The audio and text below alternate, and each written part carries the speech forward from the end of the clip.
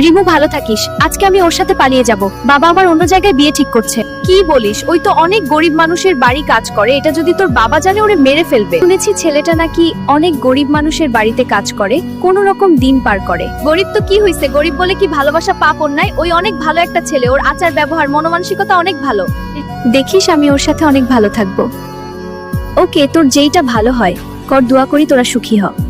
বান্ধবী তোকে খুব মিস করবো আশি। আমিও তোকে খুব মিস করব বান্ধবী। বাবা মা আপনারা ভালো থাকবেন, আমি চলে যাওয়ার পর জানি আপনারা অনেক কষ্ট পাবেন, প্লিজ আমাকে মাফ করে দিবেন।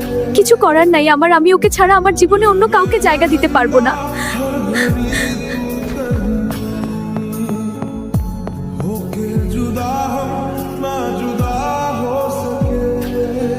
কি হয়েছে, কান্না করো কেন?